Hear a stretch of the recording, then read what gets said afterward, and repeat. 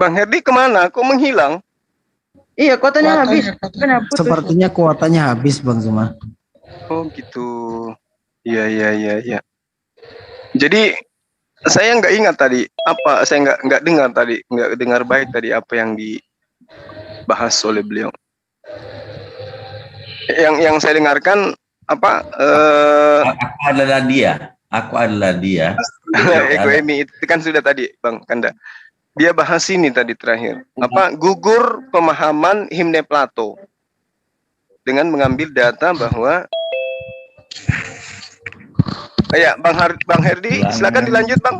Masih bisa Bang? Bang Herdi? Iya.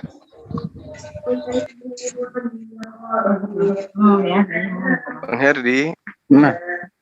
Bang, saya belum mendapatkan intisari daripada pembahasan tentang firman loh ini. Teman-teman udah dapat ilmunya nggak tentang firman yang tadi? Setitik pun tidak. Nah, saya sudah minum Parames 3 biji nih. Belum dapat kan dah? Saya kira 3 botol. Sudah bisa. Hah? Susah. Aku kira sudah 3 botol habis, tapi nggak dapat intisarinya. Halo bro, sorry, tadi kepental. Iya, lanjut bang. Sedikit lagi Oke, bang. lanjut ya. Iya. Tadi sampai di apa ya? Keluar kejadian 3:15 nampak ya tadi? Halo? Iya. Kejadian 3:15 nampak ya tadi? Ada ya? Atau saya ulang dari 15. Coba diulang bang, karena saya juga nggak terlalu dengar baik tadi. Kejadian 3:15. Jadi ini tentang himne Plato ya, yang saya counter himne Plato. Jadi kejadian 3 ayat 15. Oke. Jadi di sini jelas, aku akan mengadakan permusuhan. Ini Tuhan berkata ya, antara engkau dan perempuan ini, antara keturunanmu dan keturunannya akan meremukkan kepalamu dan engkau akan meremukkan tumitnya. Nah, di sini Tuhan sudah menyatakan bahwa akan ada keturunan perempuan yang akan mengalahkan iblis. Meremukkan kepala itu artinya mengalahkan total. Nah, baik Kristen maupun Yudaism percaya bahwa yang bisa mengalahkan maut, ya, iblis itu hanya Yod-Heh-Vaveh, tidak ada yang lain. Dan memang itu adalah hak prerogatif Yod-Heh-Vaveh seperti tertulis di dalam Ulangan 32 ayat 35 ya. Dikatakan demikian bahwa hakulah pembalasan dan dendam. Jadi hak prerogatif Yod-Heh-Vaveh. Nah, jadi sangat-sangat tidak mungkin bahwa firman menjadi manusia itu adalah himne Plato. Jelas di zaman Adam, Plato tidak ada di zaman Adam, atau Plato tidak seumuran dengan Adam. Ya, karena soal keturunan bahwa yang maha kuasa itu akan tampil di tengah-tengah umatnya itu sudah dia nubuatkan jauh sebelum Plato lahir. Ya, ini di zaman Adam loh. Jadi tak perlulah saya menjelaskan siapa itu Plato, dengan ayat ini sudah gugur bahwa Tuhan sudah menubuatkan tentang dirinya. Dan satu lagi ya, saya bawa datanya di Ulangan 32 ayat 39 ya. Ulangan 32 ayat 39. Oke. Lihatlah sekarang akulah dia, Anihung, tidak ada Allah kecuali aku. Akulah yang mematikan dan yang menghidupkan. Aku telah meremukkan tetapi akulah yang menyembuhkan. Dan seorang pun tidak ada yang dapat melepaskan dari tanganku. Ya, sesungguhnya aku mengangkat tanganku ke langit. Sesungguhnya, ini nubuatannya ya. Sesungguhnya aku mengangkat tanganku ke langit dan berfirman demi aku yang hidup selama-lamanya. Nah, di zaman ini saya yakin Plato juga belum ada. Jadi sangat-sangatlah tidak logis kalau menghubungkan Yesus dengan Plato. Karena jauh sebelum Plato lahir, nubuatan tentang Yesus, Immanuel itu sudah ada. Ya, bahkan nubuatan itu jauh sebelum Abraham, yaitu ketika Adam dan Hawa jatuh ke dalam dosa. Disitulah Tuhan sudah berjanji kepada Adam dan Hawa akan mengembalikan manusia ya seperti sedia kala ya, yaitu tidak dalam keadaan berdosa, tidak memiliki dosa, suci. Nah, lalu tentang apa lagi ya tadi di bawah-bawah? Oh, tentang Yesus berfirman, Yesus menerima firman. Kan sudah saya jelaskan, Bro, bahwa Yesus menerima firman itu dia interaktif dengan orang-orang Israel, orang-orang Yahudi. Coba baca dengan teliti. Nah, kondisi situasinya, Bro, jangan samakan dengan kita di Indonesia. Jadi Bro harus tahu, harus melihat orang Israel. Kenapa Yesus bicara begitu?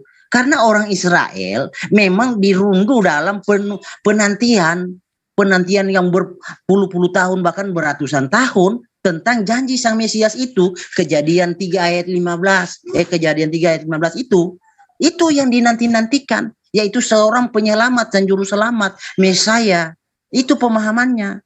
Nah, dalam pola pikir orang Yudaism, Mesias ini bukan Yotevave. Itu makanya Yesus mengkondisikan bahasanya sesuai dengan orang Israel, orang yang Yahudi saat itu, yang mengerti seperti apa pandangan mereka tentang Mesias.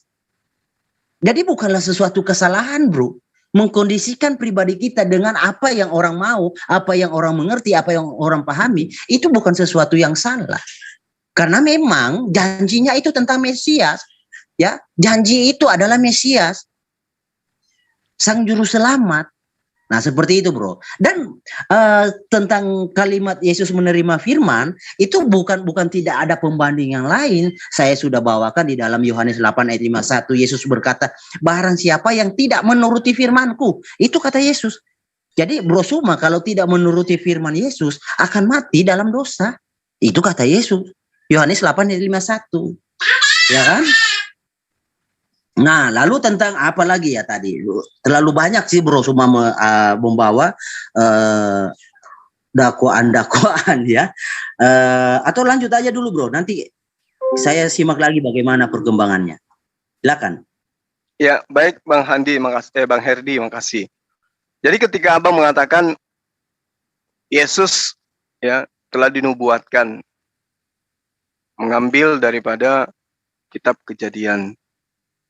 Nah, lalu kemudian ending daripada pernyataan Abang di sesi ini mengambil Yohanes 8. Sekalian aja Bang, Yohanes 8-nya lanjut ke 52, jangan cuma 51. Yesus mengatakan, barang siapa menuruti firman-Ku, ia tidak akan mengalami maut sampai selama-lamanya. Sekalian aja data itu.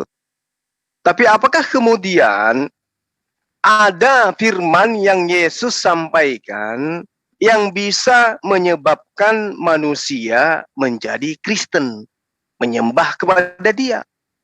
Ada nggak firman itu? Oh, sembahlah aku, jadikanlah aku Tuhan selain daripada Allah. Sembahlah aku ini adalah inkarnasi daripada Allah. Apakah ada firman itu? Sampai orang Kristen duduk pada sentralisasi hari ini, sentralisasi iman mereka hari ini, menjadikan Yesus itu sebagai sembahan. Memang betul, aku berkata kepadamu, sesungguhnya barang siapa menuruti firman-Ku, ia tidak akan mengalami maut sampai selama-lamanya. Betul. Maka Bani Israel yang menerima firman-Nya bahwa dia adalah nabi utusan Tuhan, itu tidak akan memperoleh kematian. Mereka akan hidup selama-lamanya. Meski jasadnya mati, tapi roh mereka itu akan tetap hidup. Mereka adalah masuk ke dalam golongan para syuhada. Aku berkata kepadamu, sesungguhnya barang siapa menuruti firman-Ku. Nah, firman Yesus itu yang mana? Hukum Taurat.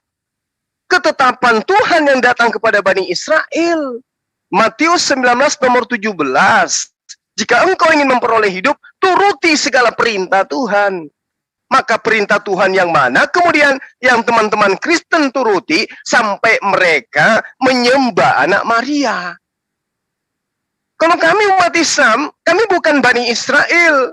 Dan hukum-hukum yang didatangkan oleh Allah melalui Bani Israel juga, itu tidak dikhususkan kepada kami umat Islam, tapi dikhususkan kepada Bani Israel. Namun, kami sebagai umat Islam mengikuti ya pemahaman para nabi yang datang kepada Bani Israel, bahwa mereka semua mengajarkan menyembahnya kepada Allah. Kami beriman kepada itu. Ketika Yesus mengajarkan menyembahnya kepada Allah, kami beriman kepada perintah itu. Ketika Yesus mengajarkan untuk menjalankan hukum syariat Taurat kepada Bani Israel, kami mengaminkan hal itu. Berarti kami menuruti firman-Nya Yesus supaya dia diimani sebagai utusan Tuhan, supaya dia diimani sebagai orang yang kemudian mengajak Bani Israel kembali kepada hukum Torah. Kami beriman ke situ, kami menuruti firman-Nya. Nah sekarang teman-teman Kristen, firman Yesus yang mana yang teman-teman Kristen turuti sampai kepada posisi menyembah, menghambakan diri kepada anak Maria Yesus. Itu poin. Kemudian ketika sahabat saya mengatakan di dalam Kejadian 3 misalnya, aku akan mengadakan permusuhan antara engkau dan perempuan ini, antara keturunanmu dan keturunannya. Keturunannya akan meremukkan kepalamu dan engkau akan meremukkan tumitnya. Ini abang Anda jadikan sebagai satu ajakan untuk menuhankan Yesus, sementara ayat ini bercerita tentang yang meremukkan meremukkan si iblis itu adalah keturunan manusia. Apakah Anda ingin mengatakan Tuhan yang telah menjadi manusia itu adalah keturunan manusia? Kan semakin rancu adanya. Oh, ternyata Yesus itu diamini bahwa dia adalah keturunan Adam, dia keturunan Hawa yang dikhususkan untuk meremukkan tumitnya iblis. Berarti Yesus itu keturunan manusia dong. Lalu di mana poinnya Sang Firman telah menjadi manusia dan Firman itu adalah Bapa itu sendiri, Allah itu sendiri. Sementara di sisi lain, nubuatan bercerita tentang meremukkan tumit iblis ternyata digenapi oleh keturunan manusia. Apakah Tuhan pencipta langit dan bumi ini keturunan manusia? Nauzubillah. Nah itu dia bang. Kalau hanya mencocok-cocokkan saja kitabnya orang, ya apapun boleh terjadi. Tapi masalahnya sekarang, apakah seperti itu pemahamannya? Ayat selanjutnya menyatakan, firman-Nya kepada perempuan itu, susah payahmu waktu mengandung akan kubuat sangat banyak. Siapa yang dikandung? Yesus.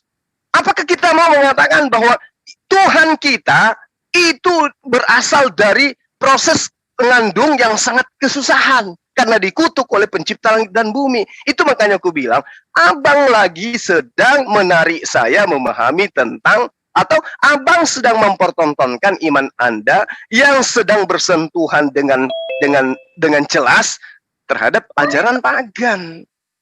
Aku akan mengadakan permusuhan. Siapa yang mengadakan permusuhan? Sang Tuhan antara engkau dan perempuan. Siapa engkau? Adam. Apa iblis? Perempuan ini siapa? Mamanya Yesus, ibunya Yesus, buyutnya Yesus. Berarti kita diajak untuk menyembah kepada manusia yang punya buyut perempuan yang dibikin bermusuhan dengan iblis. Orang yang menggunakan akal sehat tidak akan mau. Keturunanmu dan keturunannya, berarti Yesus adalah keturunan. Keturunan dari Hawa, keturunan dari Adam. Berarti Yesus itu betul yang diterangkan di dalam Roma 1 nomor 3 berasal dari sperma Daud dalam bahasa original teksnya. Nah kalau sudah demikian adanya, berhenti. Cari sembahan lain. Itu poin. Kemudian yang terakhir, ketika Abah mengambil kemudian di dalam kitabnya Bani Israel, yang saya katakan mereka agama lain, bukan Kristen. Ulangan 32 nomor 39. Lihatlah sekarang bahwa akulah dia, tidak ada Allah kecuali aku. Kalau sudah di dalam kitabnya Nabi Musa 1700 tahun sebelum Yesus datang, ada pribadi yang mengatakan tidak ada Tuhan selain dia, jangan lagi membuat Tuhan baru di tahun 1 Masehi itu. Karena sudah ada Tuhan yang terlebih dahulu memproklamirkan dirinya tidak ada Tuhan selain dirinya. Loh kok ini ada unyu-unyu anak manusia lahir di kandang domba, kemudian begitu umur 33 tahun dituhankan. Lalu kemana ulangan 32 nomor 39-nya tadi? Kenapa nggak didudukkan data itu dengan akurat? Lihatlah sekarang bahwa akulah dia, ya, tidak ada Allah kecuali aku. Kenapa nggak didudukkan itu? Kenapa nggak didudukkan Allah, tidak ada Tuhan selain dia? Sementara datanya jelas. Lihatlah sekarang bahwa akulah dia, tidak ada Allah kecuali akulah yang mematikan dan yang menghidupkan. Sudah jelas-jelas, akulah yang mematikan. Yesus dimatikan. Akulah yang menghidupkan, Yesus dihidupkan. Lalu di mana ruang tempatnya Yesus ini untuk menjadi Tuhan lalu kemudian disembah? Ruang mana dia? Sementara kitabnya agama lain yang lebih dulu mendapatkan wahyu dari pencipta langit dan bumi telah menyatakan la ilaha illa ana. Tidak ada Tuhan selain aku. Lalu kenapa kemudian unyu-unyu? Ya, ada Tuhan yang dilahirkan di kandang domba. Itu makanya Bang Herdi, saya ingin sekali mengetahui firman ini apa. Ternyata Abang sudah jujur mengatakan firman itu adalah suara. Dan ternyata setelah suara ini dijabarkan, Adam pun pada mulanya adalah suara. Kejadian 1 nomor 26. Berarti bukan saya menggugurkan, tetapi dalil yang ada di dalam kitab Abang sendiri, data-data yang Abang ambil sendiri, yang menggugurkan ketuhanan Tuhannya Abang. Demikian sementara, silakan. Oke, jadi saya langsung tanggapi yang di akhir ya. Adam itu adalah suara. Salah bro. Adam itu adalah hasil dari suara. Suara itu berkata jadilah. Ya, jadi suara itu menciptakan.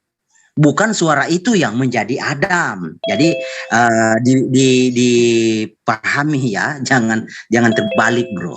Ya. Jadi Adam itu adalah hasil dari suara. Akibat dari suara itu. Bukan suara itu yang menjadi Adam, menjadi nampak, bukan. Jadi Adam itu bukan suara itu, bukan. Tetapi akibat, hasil dari suara itu.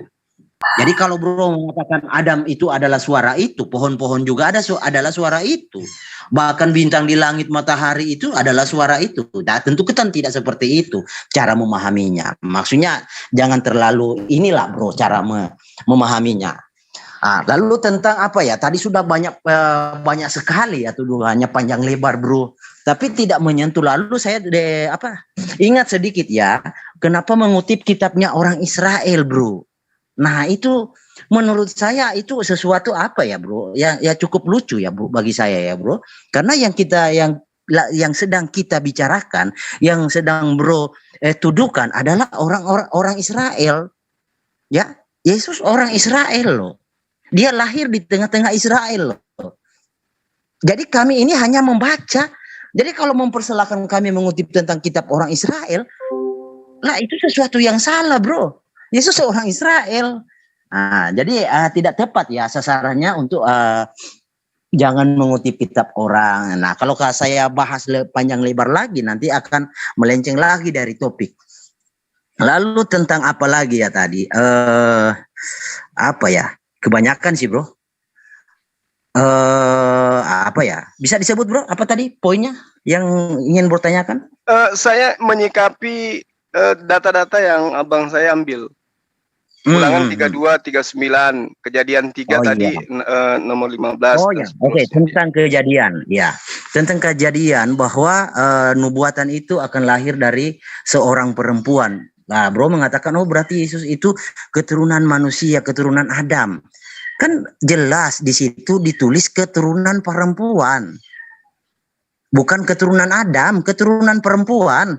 Artinya perempuan itu ya melahirkan, mengandung benih itu tanpa bantuan pria, tanpa bantuan Adam, dan itu pun dikonfirmasi di banyak kitab. Salah satunya kitab Daniel mengkonfirmasi bahwa tanpa perbuatan tangan ya manusia ya itu dikonfirmasi, dan memang ya di zamannya melalui nabi-nabi Musa mau apalagi Yesaya itu sangat-sangat jelas mengkonfirmasi itu. Ya. Jadi kalau hanya mengatakan oh berarti ini ada bantuan Adam, enggak bro, sejarahnya tidak seperti itu. Itu kan hanya tuduhan bro. Jadi mungkin bro mendasari itu dengan pastilah semua didasari dengan data-data Quran maupun hadis. Tapi di dalam iman kami bro, Yesus itu adalah dia yang tidak nampak, dahulunya tidak nampak yang menjadi nampak. Ya, Dan saya rasa Quran juga sedikit, bukan saya mau mencari pembenaran ya, tidak. Saya rasa Quran juga mengkonfirmasi hal yang sama meskipun di satu surah itu mengatakan lain. Nah mungkin agak bertabrakan konfirmasi Quran. Jadi saya nggak tahu mana yang mau diambil jadi referensi yang mengatakan ini dan yang mengatakan itu. Nah lalu tentang orang-orang Yahudi. Orang-orang Yahudi jelas bro. Di dalam Yohanes 8 ya, Yohanes 8 ayat 14 jelas dikatakan di sana bahwa Mesias itu akan menjadi batu sentuhan, bahkan batu sandungan buat bagi kedua hukum Israel itu. Karena memang ya orang-orang Israel itu pengen Mesias itu seperti kehendak mereka. Nah, jadi terbalik. Jadi orang Israel itu memposisikan diri seperti Tuhan. Jadi kawan-kawan Islam janganlah seperti orang Israel saat itu ya di zaman Yesus yang mau mengatur-ngatur Tuhan, jangan. Karena kehendak Tuhan, bro, atas dunia ini ya, kehendak Tuhan atas dunia ini adalah keselamatan. Jadi rencana Tuhan itu adalah keselamatan, bukan rencana peperangan, bukan. Kan Israel mendambakan kan peperangan. Saat itu mereka mendambakan ada Mesias yang membantu mereka untuk memerangi Romawi kan. Saat itu kan dijajah oleh bangsa Roma. Nah kehendak orang Israel kan seperti itu. Tapi kehendak Tuhan beda dengan kehendak orang Israel di zaman Yesus. Kehendak Tuhan itu adalah keselamatan. Janji keselamatan untuk mengembalikan manusia seperti fitrah Allah. Seperti fitrah Tuhan saat sebelum jatuh ke dalam dosa. Biar bisa bersama-sama lagi dengan Tuhan. Seperti sedia kala Adam dan Hawa yang belum ya jatuh ke dalam dosa itu bebas berinteraksi dengan Tuhan, berbicara dengan Tuhan. Iya kan? Ya seperti itu yang Tuhan inginkan kepada kita manusia. Nah makanya untuk menggapai itu manusia tidak mampu bisa melakukan hal demikian besar itu untuk bisa mendekati Tuhan. Gak mampu. Karena memang Ayub sudah menulis tidak ada satu manusia pun yang mampu menebus salah. Tidak ada manusia yang mampu menebus salah. Karena memang itu hanya hak Tuhan. Karena saya kasih analogi begini sedikit bro. Jika ada manusia yang mampu menebus dosanya, ya otomatis tidak ada neraka. Neraka kosong pasti bro. Pasti itu. Pasti. Dan itu ya efeknya lagi kalau ada manusia yang bisa menebus dosa, efeknya lagi Tuhan itu sudah tidak berharga, bro. Ya kan? Otomatis mengatakan Tuhan itu tidak maha kuasa, pasti itu, bro. Nah, kenapa hal demikian Tuhan harus nampak, harus datang, harus menyelamatkan umatnya? Karena itu adalah haknya. Hak prerogatif Tuhan dan hanya bisa bukan hanya hak dan hanya bisa dilakukan oleh Tuhan. Malaikat pun tidak bisa. Dan itu dia katakan, bro, jauh sebelum terjadi. Jadi kita ini hanya melihat dengan satu sudut pandang, tapi tidak melihat keseluruhan nubuatan tentang Yesus ini seperti apa. Nah, tapi nanti kalau bro mau tanggapi jangan lagi mengatakan ngambil kitab orang ya, karena memang Yesus itu lahir di tengah-tengah Israel, bro. Jadi kami ini hanya membahasakan, mengabarkan apa yang terjadi kepada Yesus saat itu, apa yang sudah Yesus lakukan, ya, apa yang Yesus sudah genapi itu kami ceritakan. Karena memang Yesus itu bagian dari Israel.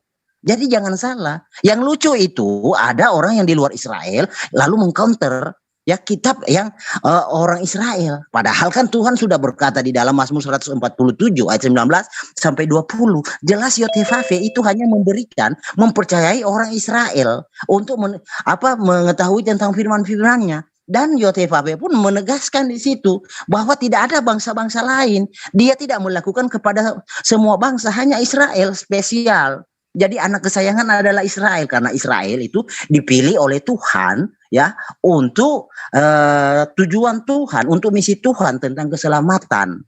Jadi keselamatan itu seperti yang Yesus katakan, keselamatan itu datang dari bangsa Yahudi. Lalu kalau Tuhan Yesus sudah mengatakan, oke lah Anda tidak percaya Yesus itu Tuhan.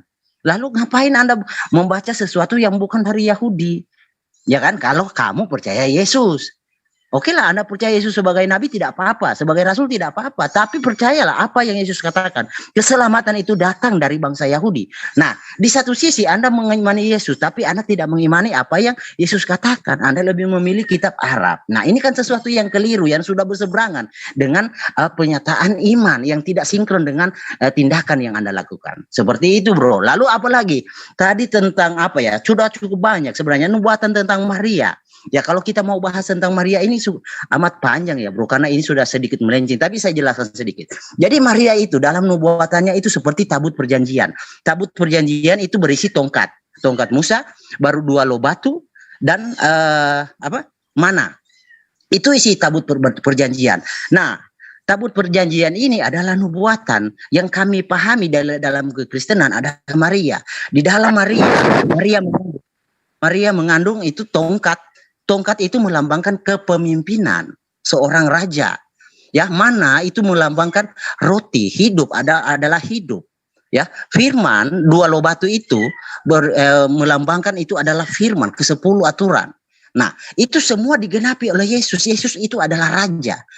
Ya, raja. Yesus itu adalah sang firman. Ya, Yesus itu adalah roti hidup. Mana? Nah, seperti itu bro, itu penjelasan singkatnya ya. Nanti kalau memang ada waktu, silahkanlah kau ajukan topik-topik apa saja ya. Ya, tapi yang pasti, firman yang kita bahas ini adalah firman yang sudah didengar oleh Nabi. Ingat ya, jangan bro berpikir lagi, oh ada sesuatu keluar, ada suara keluar dari sesuatu. Bukan begitu.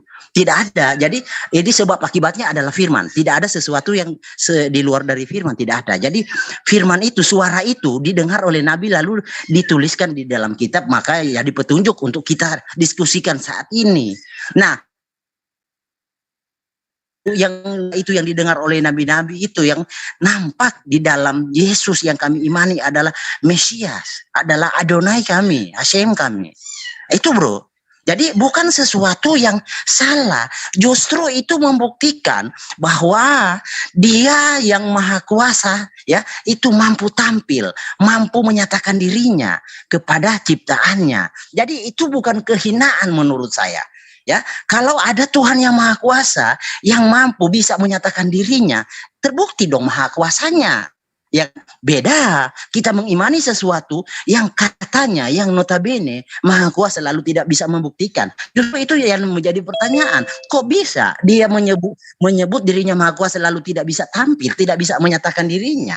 Bahkan tidak ada satupun orang yang bisa membuktikan dirinya ada. Ini yang harus wajar yang kita diskusikan. Hal-hal semacam ini. Nah, kalau soal Yesus itu kan sesuatu yang sudah real, ada yang kita dengarkan sehingga diisukan begini begono. Itu sesuatu memang beda dengan sesuatu yang belum pernah terbukti tapi sudah dinyatakan ada. Dinyatakan Maha Kuasa. Nah, kan menurut saya itu sesuatu yang membingungkan ya. Apa yang tidak ada lalu dikisahkan ada, nyata ya kan, sedangkan tidak ada satupun ya histori atau data histori yang membuktikan itu bahwa ada. Nah itu jadi mungkin nggak akan panjang ke situ bro, nanti kan sudah melenceng. Tapi tentang firman ya bisa kita pahami bahwa di dalam kekristenan dengan Islam ya jelas beda ya. Seperti semalam kan saya sudah bawa di Quran soal Surat 30 ayat 28 ya, bahwa suara, oke, kalau Anda setuju suara itu keluar dari sebatang pohon kayu. Nah, itu yang saya bilang semalam bro, bahwa di dalam kekristenan itu Tuhan kami yang Maha Kuasa, yang suaranya kedengaran oleh manusia itu ya, tidak butuh tameng, tidak butuh pelindung untuk menyatakan dirinya, tidak ada. Tidak ada butuh sembunyi di sini di situ, tidak ada. Bahkan kepada Musa terang-terangan Tuhan menyatakan dirinya dalam api. Jadi api itu keluar dari api itu keluar suara. Ya, api tidak mungkin jadi tameng. Nah, tapi ini berbeda dengan Quran. Ya, Quran itu suara itu keluar dari sebatang pohon yang diberkahi. Nah, ini ya mungkin jadi pertanyaan kita. Semalam mungkin kan terpotong dengan kawan-kawan Kristen yang lain ya. Nah, tapi kalau memang bro berkesempatan kita akan bahas soal firman menurut data Quran dan maupun hadis. Nah, seperti itu bro, lanjut.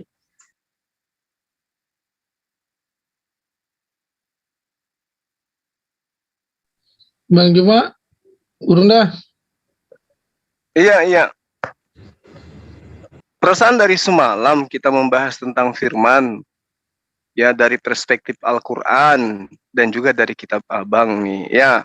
Nah sekarang ketika Abang mengatakan bahwa keselamatan dari Yahudi, jangan katakan bahwa itu bukan kitab kami. Oke, saya ingin tanya sebelum saya menjabarkan lebih lanjut.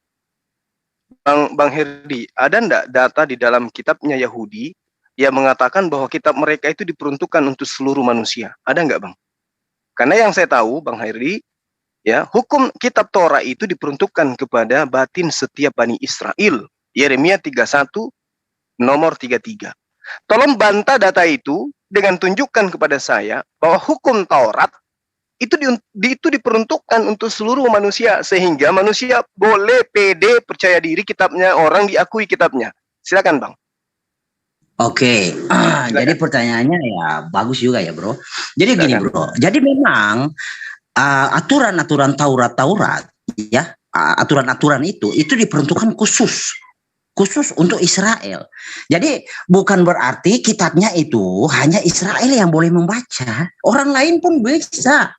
Enggak, bukan peruntukannya Bang. Layaknya di dalam Yeremia 31 nomor 33, Allah itu memberikan perjanjian baru kepada Bani Israel berupa hukum Taurat. Perjanjian baru kepada Bani Israel berupa hukum Taurat.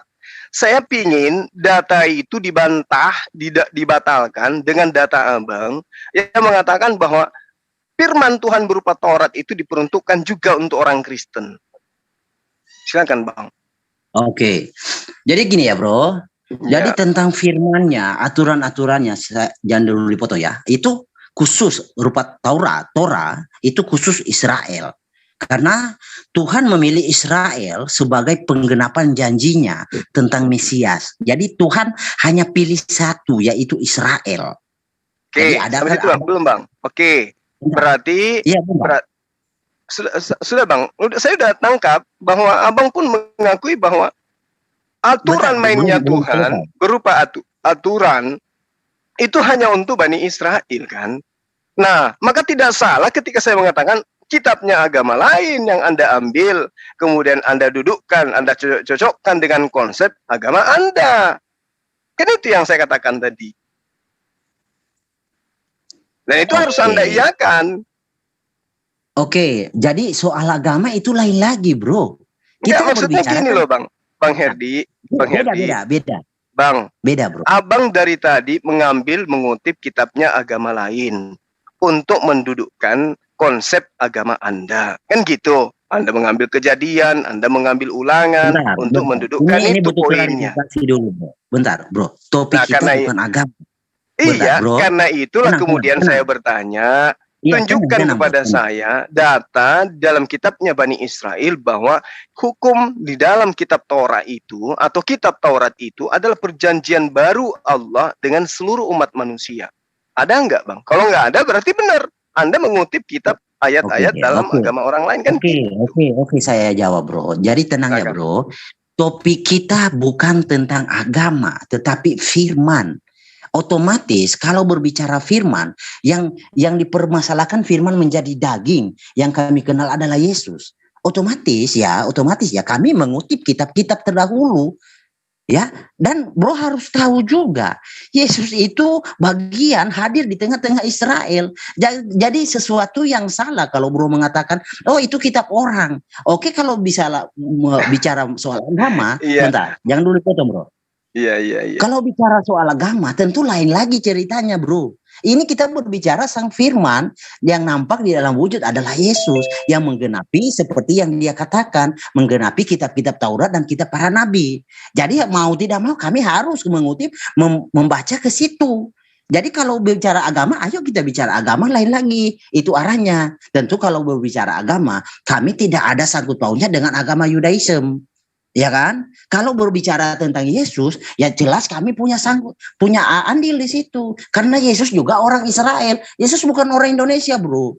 Bukan lahir di tengah-tengah Indonesia, enggak. Dia lahir di Israel. Iya, makanya saya katakan Bang Herdi bahwa pengikut Yesus yang diakui oleh Yesus memang hanya orang Israel, Bang. Makanya saya katakan bahwa beberapa saat yang lalu ketika saya berdialog dengan beberapa teman Kristen, saya katakan Oke, di itu- dalam pengajaran Yesus memang ada penyusup. Ada penyusup Itu memang. sudah mau ke tema lain itu, Bro. Ya, Bagaimana makanya soal tema? saya hanya menyangga pernyataan Abang yang melarang saya mengatakan bahwa kitabnya agama lain. Itu fakta. Yang Oke, Anda jadi sedang begitu, jelaskan Bro. itu bukan kitab Abang. Kitabnya agama lain. Gitu loh. Gini. Yesus Gini, orang Bro. Israel. Tunggu bang. Yesus bukan Oke. Kristen. Yesus tidak kenal Paulus. Yesus nggak kenal Tuhan mati dibunuh oleh manusia. Yesus tidak kenal adanya hukum Taurat itu adalah kutukan dan seterusnya. Yesus tidak kenal itu. Itu konsep berbeda dengan agama Abang. Agama Abang Kristen, Yesus praktisi Yudaism. Dia adalah penganut Taurat. Gitu loh bang. Nah kemudian kembali ke tema kita bang. Giliran saya sekarang. Ketika Abang mengatakan saya orang Islam mengatur Tuhan. Itu ada ungkapan Abang tadi. Justru kalau kita melihat, Abang lah yang mengatur Tuhan. Tuhan harus jadi manusia, Tuhan dibunuh manusia, Tuhan menebus dosa warisnya Kristen, Tuhan membebaskan Kristen dari aturan Tuhan yang berupa hukum Torah. Itu siapa yang mengajarkan itu? Itu aturan-aturan yang muncul belakangan itu. Tuhan menurut perspektif Yesus tidak bisa dilihat, suaranya tidak bisa didengarkan. Tuhan menurut pengajaran Yesus, dia yang mengutus Yesus itu sendiri. Tuhan menurut Yesus di atas, di langit, di tempat yang tinggi. Bukan menjadi manusia di tempat yang rendah. Lalu kemudian Anda mengatakan, tidak ada manusia yang mampu menebus dosanya sendiri. Abang keliru di situ. Manusia diberi jalan untuk menebus dosanya masing-masing dengan jalan bertaubat. Makanya data demi data Yesus ajarkan kepada muridnya, lagi-lagi Bani Israel, bukan Kristen. Ya, bertobatlah sebab kerajaan surga sudah dekat. Matius 3 nomor 2. Ajaran Yesus itu bertobat. Berkejibun banyak data di dalam kitab Abang yang mengajarkan bertobat. Begitu juga di dalam kitabnya Bani Israel. Itu banyak data, perintah untuk bertobat. Apa tujuan bertobat? Untuk menebus dosa. Jadi kalau Anda mengatakan Abang tidak ada keselamatan, tidak ada orang yang mampu menghapus dosa, sehingga ada yang harus mati di tiang salib untuk menebus dosa. Ini yang saya katakan pemahaman Abang dengan orang Yahudi itu berbeda, dengan pemahaman Yesus itu berbeda. Ya, makanya dari tadi saya katakan Yesus firman adalah ucapan, adalah perintah, adalah ketetapan, adalah peneguhan Tuhan terhadap suatu masalah. Itu firman menurut Yesus. Nah sekarang menurut Kristen firman itu apa? Oh, suara Tuhan yang menjelma menjadi manusia. Nah ini beda dengan ajaran Yesus. Yesus tidak pernah mengajarkan seperti itu. Yesus kalau kita lihat bang, tadi Abang mengatakan Yesus itu tidak seperti Adam. Adam dicipta dari firman menjadi manusia. Tunggu dulu. Kita teliti dulu datanya. Apakah Yesus tidak demikian adanya? Yesus demikian adanya, Bang. Lukas 1 nomor 26, nomor 27 dan seterusnya jelas mengatakan Yesus pada mulanya adalah perkataan Tuhan yang menjadi manusia. Dalam bulan ke-6 Allah menyuruh malaikat Gabriel pergi ke sebuah kota di Galilea.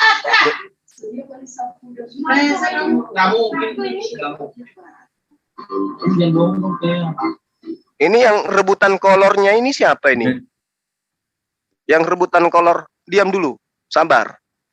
Di dalam Lukas 1 nomor 26, di situ jelas ada perintah Tuhan. Dalam bulan yang ke-6, Allah memerintahkan malaikat Gabriel pergi ke sebuah kota di Galilea bernama Nazaret. Ini firmannya ini yang nanti akan menjadi nyata kepada seorang perawan yang bertunangan dengan seorang bernama Yusuf dari keluarga Daud. Nama perawan itu adalah Maria. Nah, apa yang titah Tuhan yang disampaikan oleh Gabriel kepada Maria?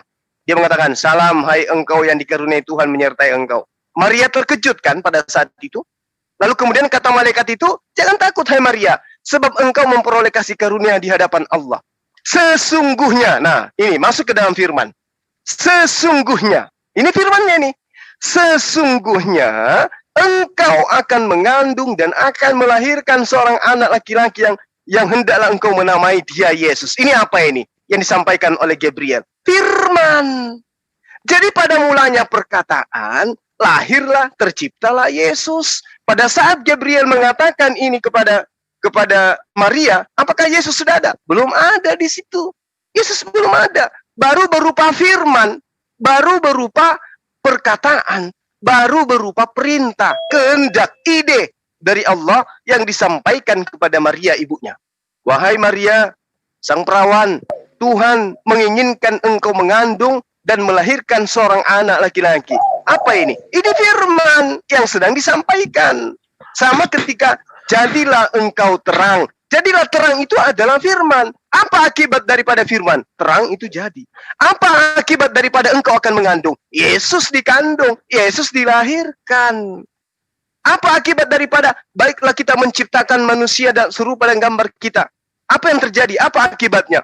Adam tercipta. Sama seperti itu. Lalu kemudian ketika Abang mengatakan Yesus itu satu-satunya nabi yang sudah ada sebelum dia ada. Rasulullah Muhammad SAW juga diterangkan sama seperti itu, Bang. Wa iz ahazallahu mitsaqan nabiyyin lama ataitukum min kitabin wa hikmah tsumma ja'akum rasul.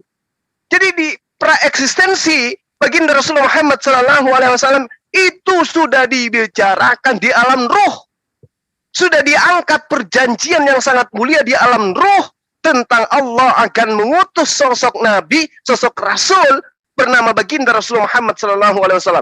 Ini belum dicipta manusia, itu sudah ada perjanjian kekal Allah kepada para nabi, persaksian para nabi tentang terciptanya sosok rasul yang baru akan tercipta nanti di abad ke-6. Itu ada dalam Al-Quran, Bang. Kalau cuma data-data kayak begitu. Oleh karena itulah kemudian ketika abang saya mengatakan keselamatan itu dari bangsa Yahudi. Apa yang dimaksud Yesus di situ? Yesus sedang bercakap-cakap dengan wanita Samaria. Ketika Yesus mengatakan ada saatnya engkau tidak akan menyembah Bapa di gunung ini dan juga di Yerusalem. Itu pernyataan Allah. Ketika pernyataan Yesus ketika dia berbicara dengan seorang wanita Samaria, sehingga dia mengatakan keselamatan datang dari Yahudi. Kenapa keselamatan dari Yahudi? Karena Yesus orang Yahudi pada masa itu yang menyelamatkan orang Yahudi kemudian. Nah, orang Yahudi ini kudu wajib sebenarnya mengajarkan menyembah hanya kepada Allah. Maka karena itulah kemudian yang sampai ke Indonesia mengajarkan menyembah kepada manusia bernama Yesus bukan orang Yahudi, Bang. Orang Belanda, orang Portugis ya, yang mengajarkan kemudian menyembah kepada manusia bukan orang Yahudi. Kalau keselamatan dari Yahudi jelas, dia orang Yahudi akan mengajarkan menyembah hanya kepada Hasem, kepada Allah yang kami sebut dengan Allah. Itu keselamatan itu yang dimaksud dan mengimani Yesus sebagai utusan Tuhan. Itu keselamatan dari Yahudi. Tapi kalau menyembah Yesus anak manusia itu bukan keselamatan dari Yahudi, itu keselamatan versi Barat, versi Yunani, versi Romawi, versi Belanda, versi Inggris, versi Amerika. Itu, Bang. Kalau Yahudi nggak ada itu yang ngajarkan kayak begitu. Gitu, Bang Herdi. Makasih. Oke, cukup panjang ya, Bro. Siap. Tapi tidak. Silakan. Oke. Jadi tentang barusan di awal itu berbicara tentang dosa waris. Tidak mungkin Tuhan menebus dosa. Dan percaya orang Kristen percaya itu manusia menebus dosa. Ya, kalau saya uraikan lagi lebih panjang lagi nanti Bro akan mengerti bahwa memang seperti inilah kekristenan dan seperti inilah Islam. Oke. Tapi saya kembali lagi dengan topik ya, Bro. Saya nggak mau lari jauh dari topik tentang firman yang menjadi daging. Jadi bukan sesuatu yang bertepatan ya. Ingat. Jadi sekarang ini kita di zaman entah udah berapa ribu tahun sekarang ini dari zaman Adam sampai sekarang ini berapa ribu saya nggak tahu berapa tahunnya. Nilainya berapa ribu nggak tahu. Tapi yang pasti sebelum kita berdiskusi sekarang, sebelum kita berdebat sekarang, ya sudah dinyatakan di zaman Adam bahwa dia akan tampil ya lewat nubuatannya lahir dari seorang perempuan. Ingat, keturunan perempuan. Ya. Jadi beda kalau kita keturunan Adam, Bro. Kalau Mesias itu adalah keturunan perempuan. Sang juru selamat adalah keturunan perempuan sesuai nubuatan. Jadi kita mendebatkan sesuatu yang sudah ribuan tahun terjadi, ribuan tahun lalu yang terjadi, tapi yang masalahnya kita mengkondisikan kalimat-kalimat di dalam tekstual yang kita debatkan sekarang dengan zaman kita sekarang. Nah, itu yang salah. Jadi salah besar kita mendiskusikan, mendebatkan sesuatu yang terjadi, apalagi ini sesuatu yang terjadi ya. Ini sesuatu yang real terjadi di zaman dahulu kala ribuan tahun yang lalu kita kondisikan situasinya seperti keadaan kita yang sekarang ini. Nah, itu nggak nyambung pasti, bro. Ya kan? Tentang keselamatan ya, keselamatan datang dari bangsa Yahudi. Itu jelas firman Tuhan bahwa hanya Israel yang Tuhan pilih sebagai bangsa yang dipercaya oleh Tuhan satu-satunya untuk menulis ya ketetapan-ketetapan apa yang Tuhan kehendaki atas seluruh bumi, atas seluruh manusia. Jadi memang aturannya, bro, itu untuk Israel jalankan. Sebab orang-orang Israel itu dikhususkan Tuhan. Kenapa dikhususkan? Karena mereka adalah bangsa yang dipilih untuk menggenapi misi Tuhan, janji Tuhan kepada Adam, janji Tuhan kepada Nuh, janji Tuhan kepada Abraham tentang juru selamat itu. Ya memang saya pahami Quran tidak mengerti hal ini karena tidak ada literatur yang mengajari bagaimana Tuhan berinteraksi, bagaimana Tuhan atau Allah Subhanahu wa taala menyelesaikan masalah dosa ini dengan umatnya yang kita kenal adalah kawan-kawan Islam lewat nabinya Muhammad. Tidak ada solusi dari Allah Subhanahu wa taala akan hal itu. Ya, nanti saya akan bahas di akhir ini. Lalu begini, bro, ya. Jadi ajarannya, aturannya itu memang khusus untuk Israel. Tapi Tuhan yang dipercaya orang Israel itu Tuhan seluruh bumi, Tuhan seluruh bangsa, bro. Jadi otomatis ketika saya yang bukan Israel percaya Tuhan yang disembah oleh orang Israel, ya, orang Yahudi, otomatis saya akan mempelajari ketentuan-ketentuan apa meskipun saya tidak melebur di dalam keyahudian. Seperti itu, bro. Apakah Anda percaya dengan Presiden Jokowi lalu Anda tidak mau mendengarkan apa yang Jokowi katakan? Itu sesuatu yang tidak mungkin, bro. Ya kan? Anda itu menjadi seseorang yang apa ya kategorinya, kalau bahasa halusnya munafik itu apa ya, panas-panas apa ya, kalau orang Manado panas-panas tai ayam di nama, bro. Bahasa orang Manado. Nah, itu seperti itu, bro. Jadi suam-suam kuku nggak bisa seperti itu ya. Jadi di satu sisi oke, di satu sisi no. Nah, jadi standar janda kan, nggak boleh lah seperti itu, bro. Jadi begitu. Jadi saya, bro, buat kawan-kawan ya, kawan-kawan muslim semua, kawan-kawan muslim, kita mempelajari kitab ya. Kita mempelajari suatu kitab, jangan hanya berdasarkan satu sudut pandang ya. Dan lagi sekalipun kita mempelajari kitab yang lain, kita pelajari dengan cermat ya. Jangan bawa alur cerita peristiwa yang terjadi di apa yang kita baca, kitab yang kita baca dengan kondisi kita sekarang ini, saat ini, jangan. Nah, soal tentang penebusan tadi bro mengatakan memang jelas di dalam Imamat 20 ayat 3 ya, saya buka. Karena bro nyinggung sedikit, saya counter sedikit ya, bro. Imamat, saya mau share dulu, bro. Halo? Saya mau share dulu, bro. Silakan Bang Her. Nggak bisa ya? Oke, sudah bisa. Oke. Dalam Imamat 20 ayat 3 ya. Imamat 3 ayat 20. Imamat 3 ayat 20 ya.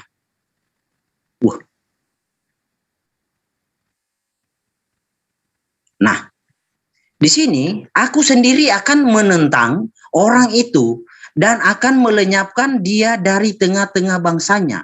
Karena ia menyerahkan seorang anak dari anak-anaknya kepada Molok. Dengan maksud menajiskan tempat kudusku dan melanggar kekudusan namaku yang kudus. Jadi memang mempersembahkan manusia itu adalah kekejian bagi Tuhan. Ingat, bro, mempersembahkan manusia untuk sesuatu tujuan hal ritual, apalagi untuk suatu keselamatan, penebusan, itu adalah kekejian di mata Tuhan.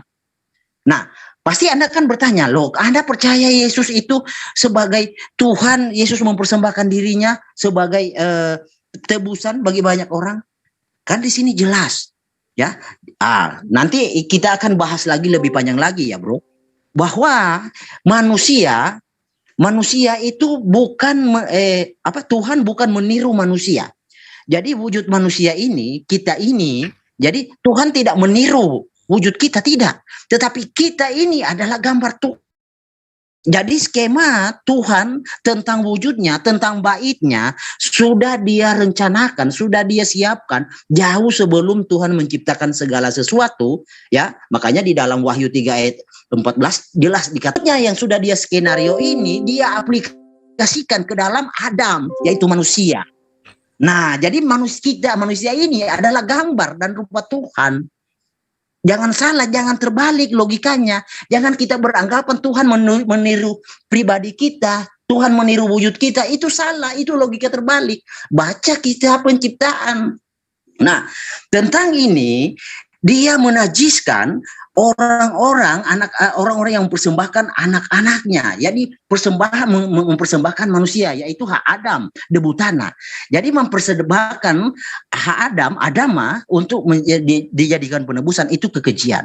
Karena Tuhan yang sudah merencanakan bahwa baitnya yang akan melakukan itu. Baitnya yaitu Yesus Kristus yang akan melakukan itu. Oke, seperti apa yang kita kenal di dalam contoh seperti di dalam ini ya, bro. Hadis, kita buka hadis ya. Oke.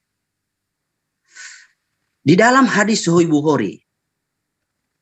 Hadis Sahih Bukhari, bukan Bukhari, Muslim. Muslim 4971. Oke. Muslim 4971. Nah, bro, ini baca ya. Pada hari kiamat kelak, dari kaum muslimin akan datang membawa dosa. Jadi kawan-kawan Islam ini dosanya sebesar gunung, lalu Allah mengampuni dosa-dosanya, kemudian dibebankannya kepada orang-orang Yahudi dan Nasrani. Posisinya di sini Yahudi dan Nasrani tidak disebutkan Yahudi fasik atau Nasrani fasik, tapi all in. Kau Yahudi, kau Nasrani, all in. Yahudi dan Nasrani itu menjadi penebus Anda. Ingat, Yahudi dan Nasrani itu menjadi penebus Anda. Ya, itu kata hadis, kata Allah. Ya, dosanya kemudian dibebankannya kepada orang-orang Yahudi dan Nasrani. Ya, kita baca di sini ayatnya. Sorry ya, bro. Mungkin agak lama karena saya bawa data, bro. 69. Nih, ini mungkin cukup jelas. Ya. Di sini. Allah Ta'ala menyerahkan Yahudi ataupun seorang Nasrani kepada setiap orang Muslim. Kemudian Allah Subhanahu wa Ta'ala akan berkata, inilah penebusmu. Oke. Sekarang di sini sudah ketahuan ya. Jadi kawan-kawan Muslim itu mempertanyakan Yesus sebagai penebus. Justru di sini kawan-kawan Muslim punya penebus, yaitu Nasrani dan Yahudi. Bahkan di dalam HR Ahmad dikatakan Ahlul Milal. Agama di luar Islam itulah penebus kawan-kawan Islam.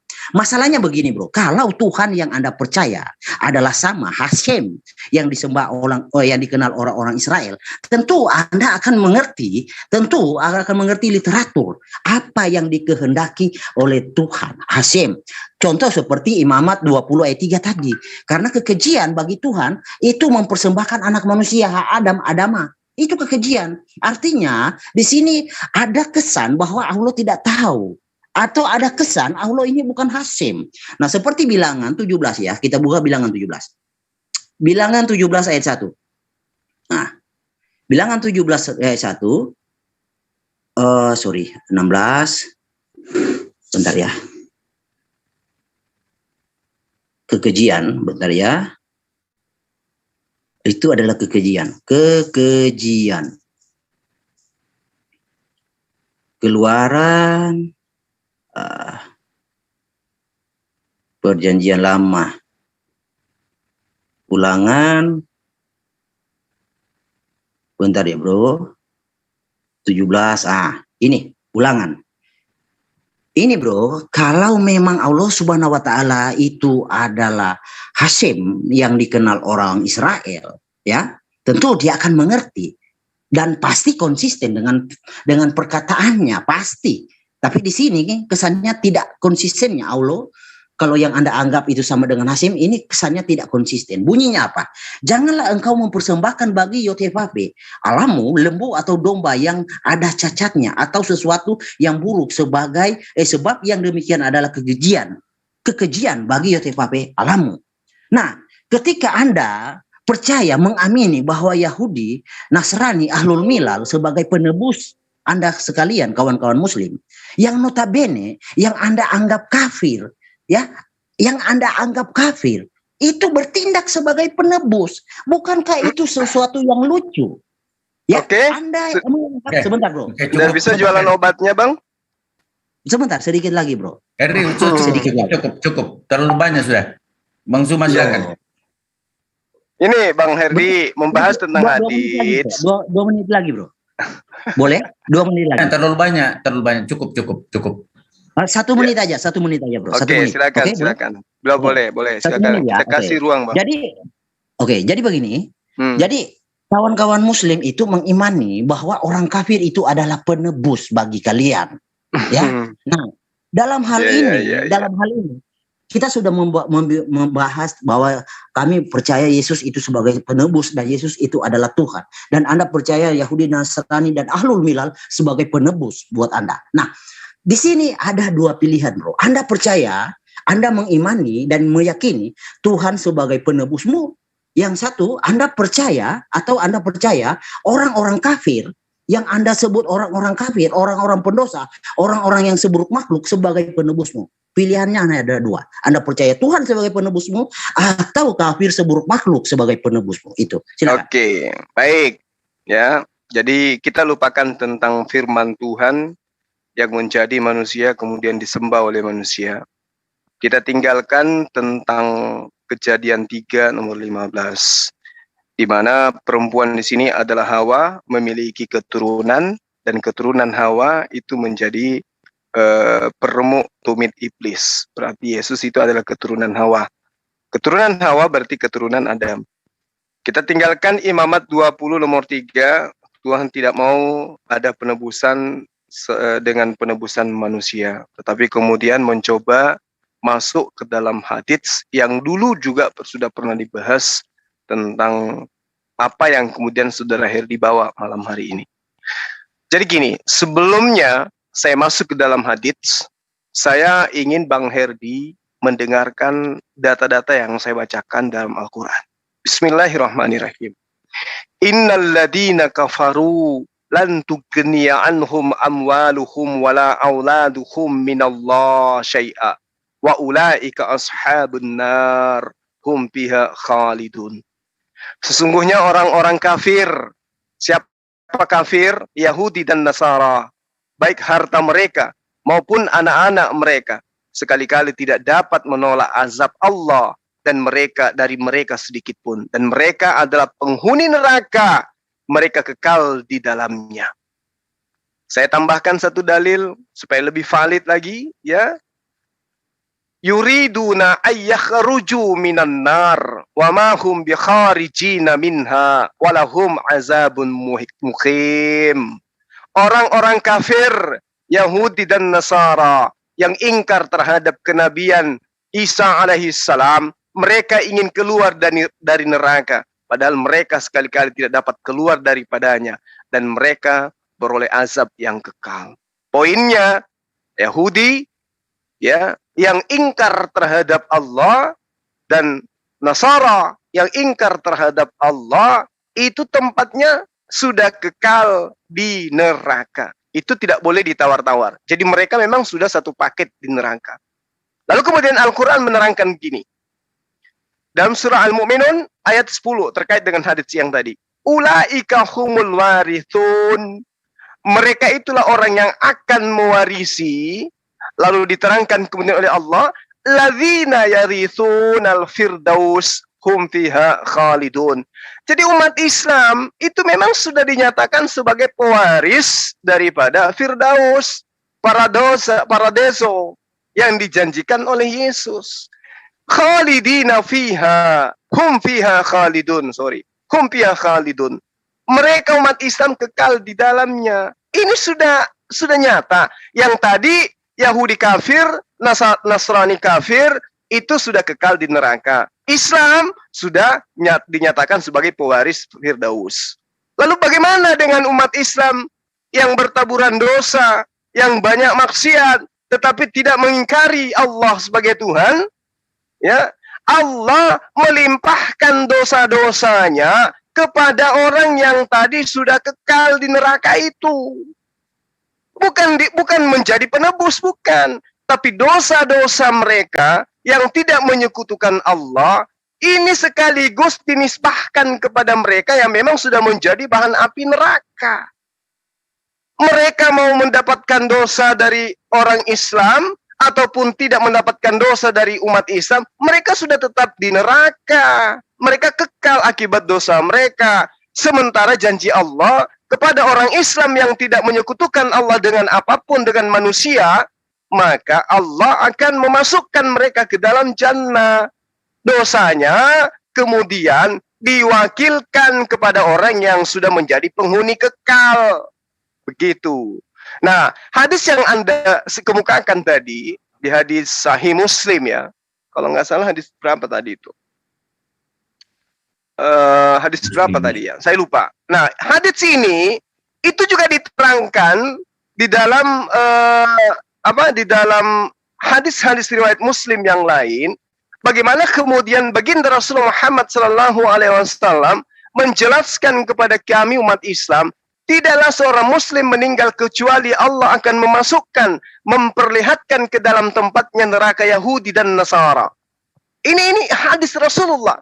Diterangkan sekali lagi di dalam hadis riwayat Ahmad, hadis Muslim 4970, Ahmad 18666 dan juga Ahmad 18739, itu sangat jelas di situ.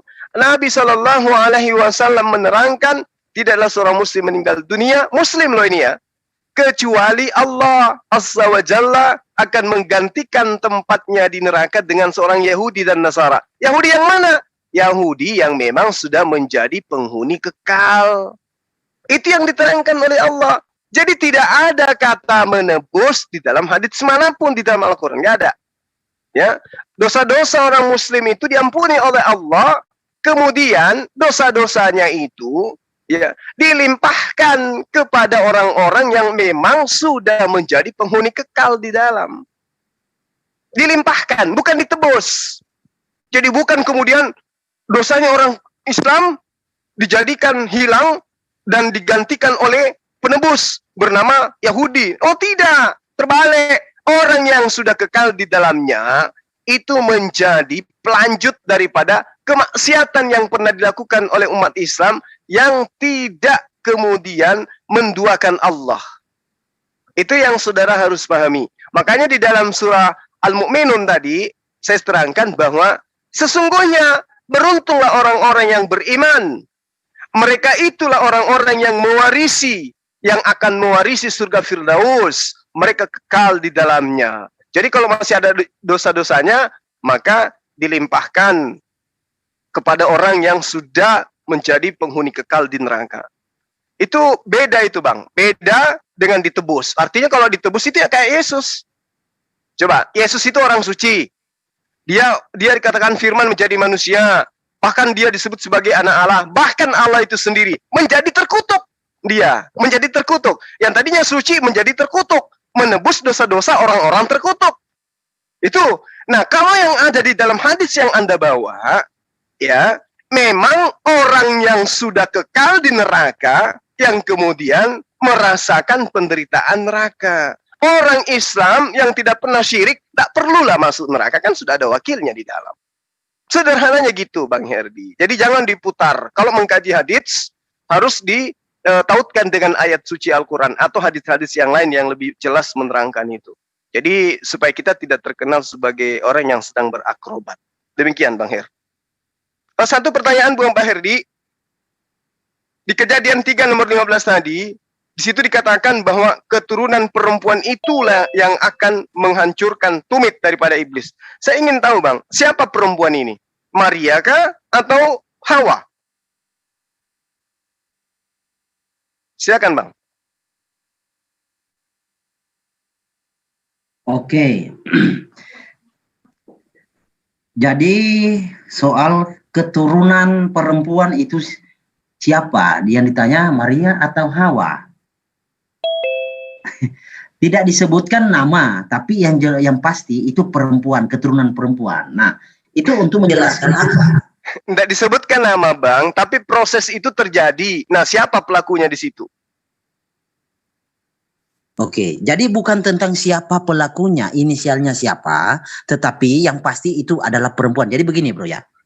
Jadi, Bro, Iya, Bang. Iya, Bang. saya tahu tujuan Bro kemana. Mengejar untuk sesuatu yang sebagai inisial ya. Nah, karena begini, karena di situ nyata memang Hawa, Bang. Nabi itu hadir. Maria. Lalu mereka bisa dengar suara saya kan? Boleh, silakan. Halo? Iya, lanjut, Bang, lanjut. Oke. Nah, jadi di situ dijelaskan Kejadian 3:15 bukan tentang nama. Nanti soal siapa yang ditunjuk itu Tuhan yang mengetahuinya. Karena ada di dalam Torah, itu ketika Abraham mau diperintahkan mempersembahkan Ishak, ya kan? Ditentukan oleh Tuhan, ya kan? Tempatnya di mana. Lalu Musa, ketika Musa ingin mempersembahkan berkurban atau yang disebut kalau dewasa ini orang Israel mengenalnya Yom Kippur ya. Nah, ada sesuatu yang Tuhan tidak nyatakan, tetapi Tuhan berkata kepada Musa, nanti akan saya nyatakan tempatnya. Nah, seperti halnya dengan siapa yang menjadi perempuan itu, namanya siapa, itu rahasia Tuhan, Bro. Nanti ketika sudah terjadi baru terungkaplah bahwa Maria, karena memang Maria itu adalah wanita yang suci, ya, yang dianggap suci oleh orang-orang wanita yang sudah dikhususkan, karena memang dia adalah seorang taat Yahudi. Ya, jadi itu semua bukan apa yang kita bahas ini, Bro. Sebenarnya itu sesuatu hal yang panjang kalau kita jelaskan lagi. Apakah Maria itu sebenarnya pertanyaannya begini? Apakah Maria itu memenuhi kriteria tentang nubuatan Kejadian 3 ayat 15? Begitu harusnya pertanyaannya, Bro. Tapi ini bukan topik kita. Oke, kita kembali kepada topik ya tentang penebusan ya di dalam hadis Sahih Muslim ya. Mungkin saya buka sedikit ya, Bro. Ya, silakan. Oke, saya buka lagi ya. Karena di situ jelas itu berbicara tentang penebusan, Bro. Di mana datanya, Bang? Ah, ini. Inilah penebusmu. Jadi dikatakan itu inilah penebusmu. Ya. Jadi orang-orang Yahudi, orang-orang Nasrani, ya, itu sebagai penebus orang-orang Muslim. Nah, kita baca dari awal, ya. Pada suatu hari kiamat kelak, Allah Subhanahu Wa Taala akan menyerahkan seorang Yahudi ataupun seorang Nasrani kepada setiap orang Muslim. Jadi Yahudi dan Nasrani, atau dengan kata lain Ahlul Milal di dalam HR Ahmad 18.933 dikatakan di situ Ahlul Milal akan menjadi penebusmu kepada setiap orang Muslim. Jadi setiap orang-orang Muslim kemudian Allah Subhanahu Wa Taala ya akan berkata, inilah penebusmu. Ya, jadi di sini kawan-kawan, itu yang saya katakan tadi di akhir ya, sebelum saya bicara ini, saya ngomong kayak gini, Bro. Pilihan itu hanya ada dua. Ya, kami kekristenan percaya Tuhan sebagai penebus. Itu. Kami kekristenan percaya Tuhan sebagai penebus. Nah, pilihan kedua, ya, versi yang kedua ada di dalam literatur. Mungkin kalau jangan dipotong, Bro. Nah, ini kita bahas tentang Kristen dan Islam ya. Di dalam Islam Yang menjadi penebus adalah kafir. Yang notabene di dalam Quran disebut adalah seburuk-buruk makhluk. Nah, kalau seperti Bro Suma tadi katakan bahwa Allah juga sama dengan Hashim. Nah, tentu dengan data-data yang saya bawa tadi seperti bilangan 17 ayat 1 adalah kekejian, di dalam Imamat 20 ayat 3 itu adalah kekejian juga, mengorbankan anak manusia atau manusia itu adalah kekejian. Nah, itu mungkin bisa dikatakan, mungkin tidak. Allah dengan Hashim ini adalah sosok yang berbeda. Ya, menurut saya sih mungkin sangat mungkin, dan itu pasti berbeda. Karena ini dua hal aturan yang dikisahkan di zaman yang berbeda, di abad yang berbeda, yang seperti bumi dan langit ya. Nah, jadi pilihannya begitu, Bro. Jadi Anda percaya Tuhan sebagai penebus atau kafir yang seburuk makhluk sebagai penebus. Nah, tentang apa yang baik, jangan terlalu panjang dulu, Bang. Saya bantah dulu data Abang nih. Oke, silakan. Oke. Ya, sekarang saya mau tanya kepada Bang Handi tentang penebusan Yesus. Yesus menebus Abang dari api neraka atau dari dosa, Bang? Oke, Yesus itu menggantikan posisi kami yang seharusnya ada di dalam neraka, Bro. Tuh, berarti Yesus ke neraka nanti. Ya, Yesus sudah menghancurkan, mengalahkan maut. Enggak. Yesus nanti dibakar di neraka layaknya Yahudi dan Nasara yang kemudian menggantikan dosa-dosa umat Islam. Nanti atau waktu Yesus meninggal, gimana? Nah, itu dia. Abang kan menyamakan penebusan Yesus dengan apa yang ada di dalam hadits. Bentar, gini, karena ada makanya saya tanya, apakah Yesus menebus kalian dari api neraka? Sudah, oke, saya jawab ya. Oke. Ya. Kalau di zaman Yesus disalib itu sudah dilakukan. Kalau Bro bertanya, kalau nanti lagi, Yesus itu bukan sebagai yang menggantikan kami, tetapi Yesus itu sebagai pendakwa. Yesus itu ada di dalam neraka bukan sebagai terdakwa, tetapi sebagai pendakwa. Paham ya, Bro? Terus jadi gini loh, Bang. Abang jangan kemudian hanya satu kata penebus itu kemudian Anda mencoba memframing bahwa umat Islam itu penebusnya adalah orang Yahudi.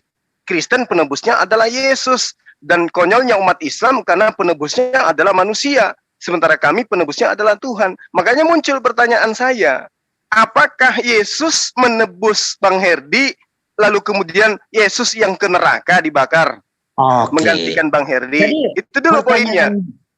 Pertanyaan Bro kan terinspirasi dari hadis itu, tetapi kisah. Nah, itu dia.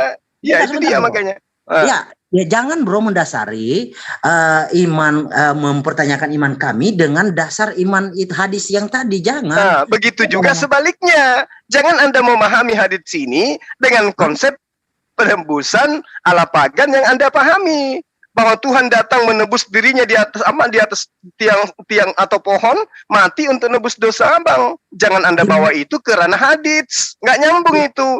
Makanya tadi saya sangat berhati-hati membacakan dalil supaya Abang tahu bahwa yang dimaksud di sini hadisnya sangat jelas bahwa dosa-dosa umat Islam itu telah diampuni meskipun sebesar gunung.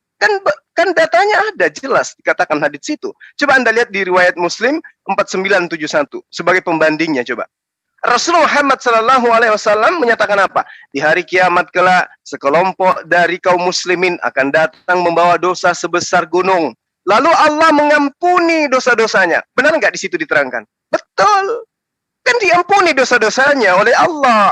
Lalu kemudian diceritakan di dalam Al-Quran bahwa orang kafir Yahudi Nasara yang tidak mengimani ajaran Allah itu akan mendapatkan imbalan kekal di neraka. Itu yang perlu Abang pahami. Dosa-dosa umat Islam tadi itu diampuni, sudah diampuni. Lalu kemudian orang Islam yang sudah diampuni tadi itu, kata Rasulullah Muhammad SAW di hadis riwayat Muslim 4970, tidaklah seorang Muslim meninggal kecuali Allah akan memasukkan untuk memperlihatkan kepada mereka tempatnya yang digantikan oleh Yahudi dan Nasara. Nah, Yahudi siapa? Nasara siapa? Yang memang sudah kekal di neraka. Gitu loh, Bang. Itu menjelaskan hadis itu kayak begitu. Bukan Anda balik-balik kemudian, oh kami ditebus oleh Yesus dari dosa. kalau orang Islam ditebus Yahudi, sementara di dalam Imamat 20/3 nggak boleh menjadikan manusia sebagai tebusan. Itu kan yang abang bawa ke sana kan. Sementara hadisnya sudah sangat jelas, ketika orang-orang Muslim datang membawa dosa sebesar gunung sekalipun, lalu Allah mengampuni dosa-dosa mereka, kemudian dibebankannya kepada orang-orang Yahudi dan Nasrani. Ini orang-orang Yahudi dan Nasrani yang mana? Orang-orang Yahudi dan Nasrani yang kafir, yang ingkar terhadap ajaran Yesus. Yang Yesus mengajarkan dirinya utusan Tuhan, dianggap Tuhan sendiri. Ya, seperti itu Bang Herdi. Karena Al-Quran menjelaskan sesuai dengan data yang saya bacakan tadi. Bahwa ladzina yurithunal firdaus. Mereka memang sudah ditunjuk untuk sebagai pewaris Firdaus, Paradiso. Ya, hum fiha khalidun. Orang Islam itu kekal di dalam paradiso, di dalam surga Firdaus. Sementara orang kafir diterangkan kekal di dalam neraka. Yuriduna ayyah arruju minan nar wa ma hum bikharijina minha wa lahum azab muqim. Itu sudah jelas itu. Tidak ditawar-tawar itu Bang Herdi. Jadi apa yang abang bawa di hadits itu tidak kena terhadap sasaran yang Anda bidik.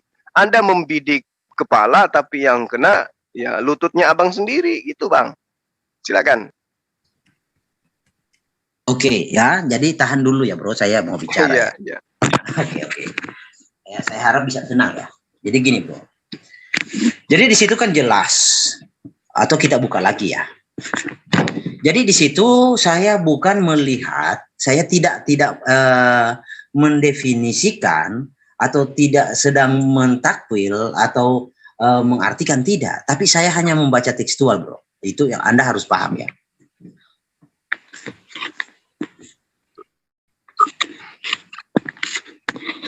Oke. Ini. Jadi kalau ini dibandingkan dengan kami ya, kami itu manusia berdosa, kami kekristenan manusia pendosa. Nah, dosa-dosa kami itu dipikul oleh Tuhan kami. Tuhan. Iya. Jangan dipotong. Ya, silakan. Yes. Jadi Tuhan kami yang menggantikan kami, ya. Tuhan kami yang menggantikan kami. Ya. Dia yang menebus kami. Kami adalah pendosa, dia yang menebus kami. Karena memang dalam titanya tidak ada satu orang pun manusia yang bisa menebus dosa. Itu dalam titanya. Dan memang manusia tidak akan sanggup.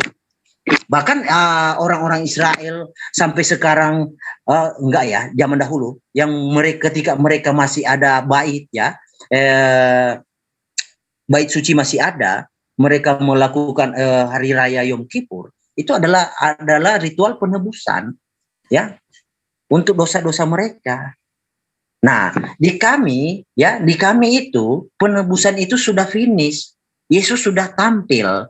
Kami tinggal melakukan apa yang Yesus lakukan. Nah, ingat ya, dosa kami sudah dipikul, ditanggung oleh Yesus di kayu salib. Nah, di hadis tadi, bro, ya, makanya bro, simak baik-baik ucapan saya biar tidak gagal paham ya. Di hadis ini, kawan-kawan Muslim jelas pendosa, sama seperti saya dan orang manusia-manusia lain jelas. Jadi bohong kalau ada orang, oh saya bukan pendosa, bohong. Jadi semua manusia itu pendosa, ya. Jadi orang-orang Muslim, semua manusia itu berbuat dosa. Dalam hal ini di dalam literatur ini disebut adalah Muslim. Jadi dia orang-orang Muslim yang berdosa, ya, itu dosanya itu dilimpahkan, ya, dilimpahkan kepada orang-orang Nasrani yang dianggap oleh Allah Subhanahu wa taala itu sebagai penebus. Jadi yang mengatakan orang Nasrani dan Yahudi sebagai penebus bukan Muhammad, bukan Jibril, tetapi Allah. Ya, karena di sini jelas. Kemudian Allah Subhanahu wa taala akan berkata, "Inilah penebusmu dari siksa api neraka." Itu yang saya katakan bro tadi. Anda punya penebus Anda adalah Yahudi dan Nasrani yang notabene adalah kafir, umat seburuk makhluk. Tetapi kami, penebus kami meyakini Yesus Kristus. Ya karena kami umat yang berdosa, kami tidak mampu menebus dosa kami, Tuhanlah yang datang menebus kami, menggantikan kami. Begitu bro. Jadi bukan sesuatu hal yang artinya pakai saya membawa satu sudut pandang, bukan. Ini perbandingan bro. Perbandingan tentang kalimat penebus. Ya. Jadi bro jangan salah memahami. Jadi dosa-dosa umat Islam itu sebesar gunung di ayat 4971. Sebesar gunung itu dilimpahkan, artinya dilimpahkan, diwarisi. Nah, orang Yahudi Nasrani, dosa-dosa umat mukmin sebesar gunung nih buat kamu, sebagai kamu adalah tumbal, sebagai penebus orang-orang mukmin. Nah, seperti itu, bro. Jadi saya tidak mengartikan, ya, saya hanya membaca literatur yang tersedia. Oke, baik.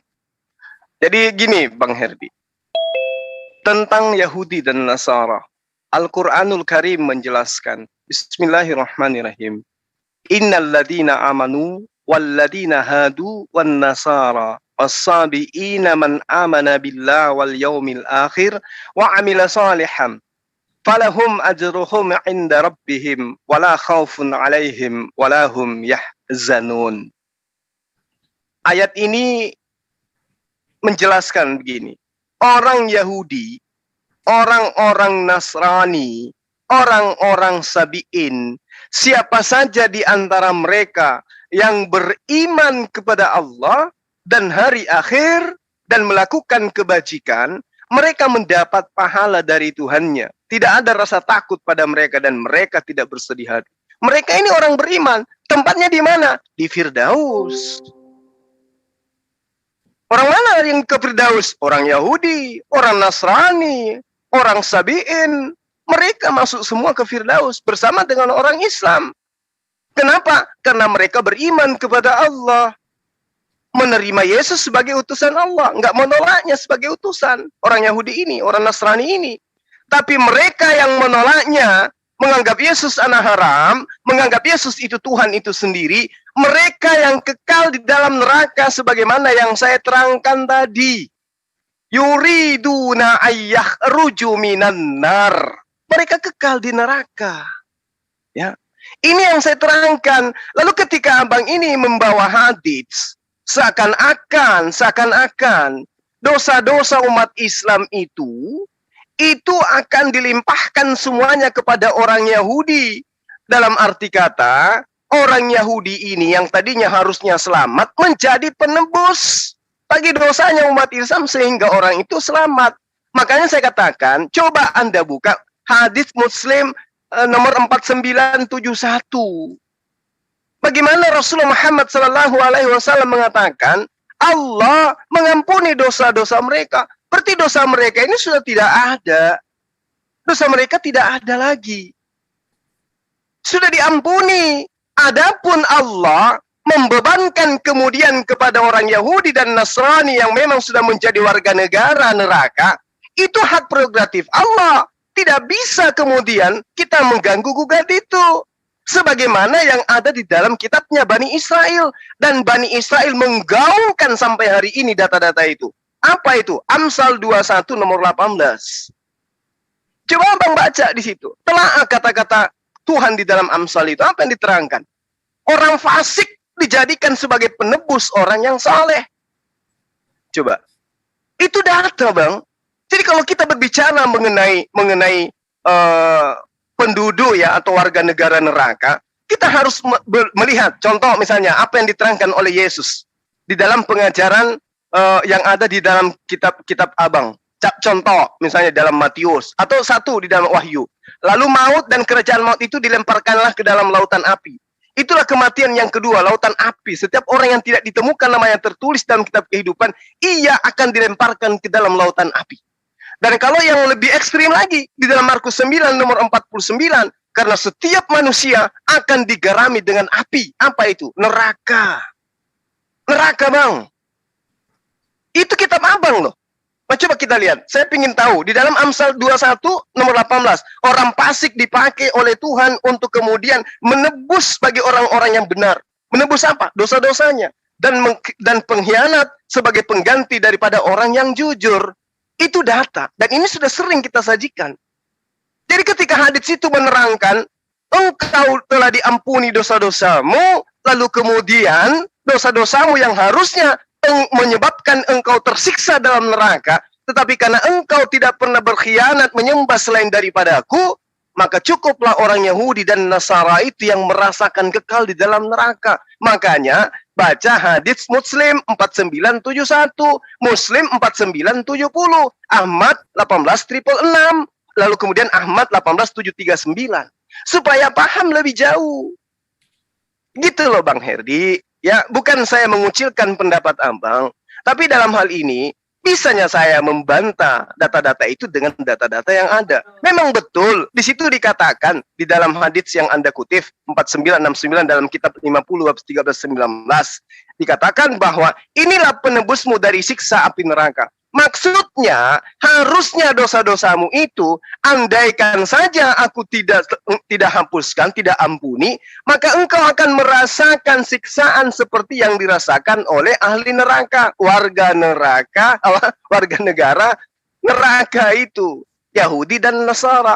Kalau Abang kemudian mengatakan, wah, kok orang yang dijadikan sebagai penebus? Ingat, Yesus menebus kalian dari dosa, tidak menebus dosa, tidak menggantikan kalian di dalam neraka. Hanya sebatas menebus kalian agar kalian bebas melakukan apa saja karena sudah tidak terikat lagi oleh aturan-aturan Tuhan yang datang kepada Bani Israel. Kalian menganggap kitab Bani Israel itu sudah kadaluarsa perjanjian lama, yang berlaku sekarang adalah perjanjian baru. Itu Bang, makanya ya, data yang saya sajikan ini sangat jelas. Innal ladina amanu wal ladina hadu wan nasara wassabiin. Jadi berbahagialah wahai orang Nasrani, wahai orang Yahudi, wahai orang Sabiin, kalau kalian beriman kepada Allah dan hari akhir, kalian dimasukkan ke dalam golongan orang-orang yang diberi nikmat keselamatan. Tetapi bagi kalian Yahudi dan Nasrani, ya, yang tidak memahami tentang Allah bahwa dialah Tuhan tidak pernah menjelma menjadi manusia dan ada hari kebangkitan dan ada hari penghakiman di mana manusia akan dihakimi berdasarkan dosa masing-masing. Kalau kalian tidak bertaubat, maka dosa-dosa kami umat Islam ya akan diwakilkan oleh kalian. Kami mewarisi Firdaus, kalian mewarisi menjadi warga negara neraka. Demikian Bang. Oke. Jadi sedikit ya yang saya tangkap bahwa ada Yahudi yang selamat, tidak menuhankan Yesus. Ya, artinya bukan yang tidak ya. Ada Yahudi yang selamat adalah Yahudi yang tidak menuhankan Yesus. Ya. Itu ya sepertinya yang menjadi senjata buat Bang Suma. Mungkin tidak ada Yahudi di zaman sekarang atau di zaman kapan ini yang dibahas. Di zaman dahulu memang ada segelintir Yahudi yang percaya Yesus, yaitu Nikodemus, salah satunya Paulus, orang-orang Yahudi juga. Nah, kalau pertanyaannya apa tuh Bang? Gimana Bro? Lanjut Bang, lanjut. Nah, kalau pertanyaannya dialamatkan untuk sekarang ini, saya rasa ini pertanyaan yang keliru ya, karena orang Yahudi sangat menolak keras Yesus. Jadi tidak tepat pernyataan itu bahwa orang Yahudi yang tidak percaya Yesus, karena memang Yahudi zaman sekarang tidak seperti yang Bro bayangkan. Yang tepat adalah orang yang tidak percaya Muhammad dan Allah Subhanahu wa taala. Itulah yang dimaksud dengan orang yang tidak selamat. Oke, ada di dalam surah 2 ayat 62 yang dikutip oleh Bro kawan saya Suma ya, bahwa orang-orang Yahudi, Sabiin dan Nasrani yang beriman kepada Allah ya, mereka bukanlah orang yang bersedih hati, mereka akan diberikan pahala oleh Tuhan mereka. Ingat Bro, itu Quran. Quran itu adalah perkataan Allah. Jadi dengan kata lain Allah sedang berkata bahwa orang-orang Yahudi akan diberikan pahala oleh Tuhan mereka. Tuhan orang Yahudi siapa? Tuhan orang Nasrani siapa? Tuhan orang Sabi'in siapa? Jelas, ini sesuatu yang keliru menurut saya. Dengan sendirinya, sedikit saya bawakan data ya, bahwa tiada Tuhan selain Allah itu gugur. Karena ternyata ada Tuhan orang Yahudi, ada Tuhan orang Nasrani, dan ada Tuhan orang Sabi'in. Jadi ini bukan sebentar. Jangan simpulkan. Biar Bang Suma jawab. Iya, nanti berhenti di situ dulu. Sebentar. Belum selesai, sorry. Jangan dulu dipotong, bro. Ya. Di situ poinnya kan hanya beriman, bro. Ya, beriman.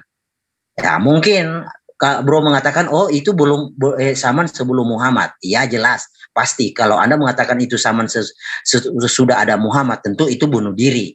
Tapi kalau itu Anda katakan zaman sebelum Muhammad, ya boleh saja, ya masih aman lah Anda. Tapi ada yang satu yang tidak membuat Anda nyaman, yaitu tentang mereka diberikan pahala oleh Tuhan mereka. Nah, mungkin bagi Anda ini cukup lugas ya, Anda membacanya bagus, tidak terjadi apa-apa. Tetapi Anda harus ingat, Quran itu bukan firmannya Jibril.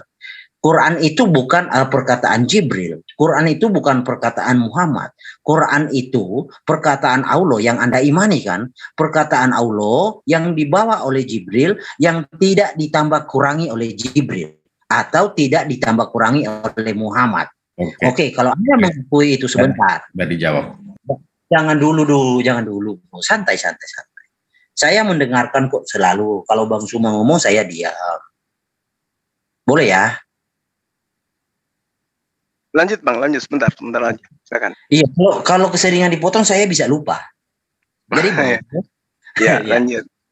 Jadi bro, di situ ya beriman, orang-orang yang beriman kepada Allah, Anda oke, tidak masalah. Ingat, itu perkataan Allah. Allah berkata, Yahudi, Nasrani, dan Sabi'in bukanlah orang yang bersih di hati. Allah berkata pula, karena mereka akan diberikan pahala oleh Tuhan mereka. Allah berkata kepada orang Sabi'in, Yahudi, Nasrani, Tuhan mereka. Sabi'in, Nasrani, Yahudi, Tuhannya siapa? Nah, itu. Lalu tentang apa tadi ya, penebusan ya di dalam hadis. Jelas bro, itu tidak bisa disangkal karena memang itu nubuatan Muhammad tahun 1400 tahun yang lalu ya. Muhammad menubuatkan, hei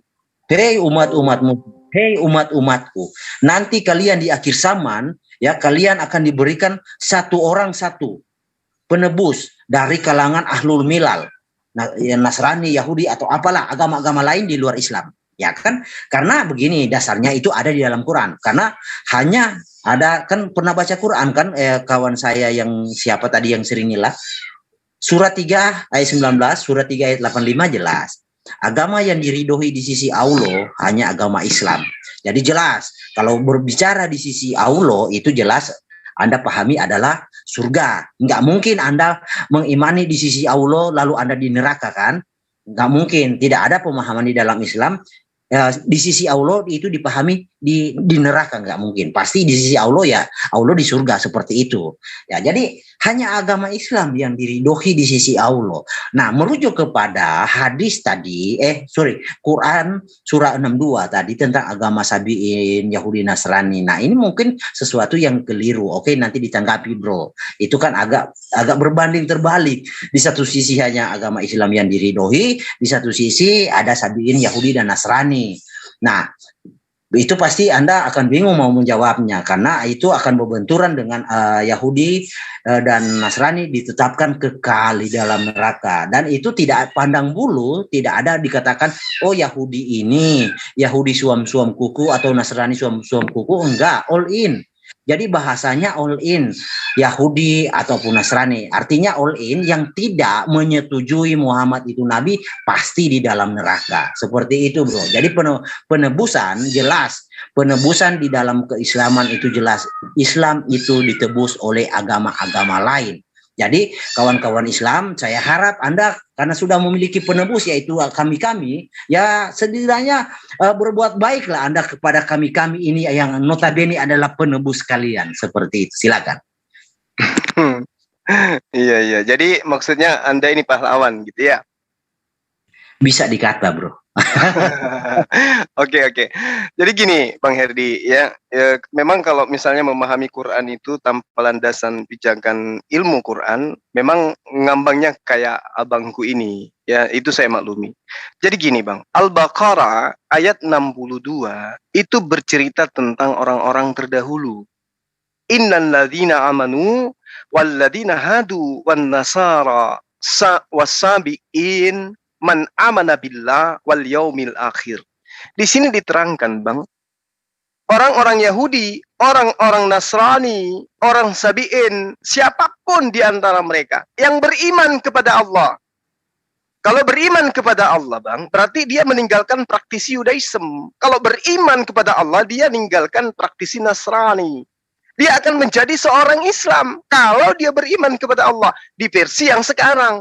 Tapi ketika beriman kepada Allah, masa Musa, kudu harus mengikuti aturan Nabi Musa. Masa Isa, masa Yesus, kudu mengikuti aturan Nabi Isa alaihissalam. Karena aturan Tuhan, itu datang kepada umatnya Nabi yang dia utus. Makanya Allah menerangkan di dalam surah Al-Anbiya, wa ma arsalna min qablika mir rasulin illa nuhi ilaihi annahu la ilaha illa ana fa'budun. Kami tidak mengutus seorang rasul pun sebelum engkau Muhammad, melainkan kami wahyukan kepada mereka bahwa tidak ada Tuhan yang berhak disembah selain aku. Maka sembahlah aku. Jadi ketika datang Musa kepada kaumnya mengajarkan menyembah hanya kepada Allah, dan yang menyembah kepada Allah itulah yang disebut beriman kepada Allah. Yang menyembah kepada selain daripada Allah itu adalah Yahudi dan Nasrani dan Sabiin yang tidak beriman kepada Allah.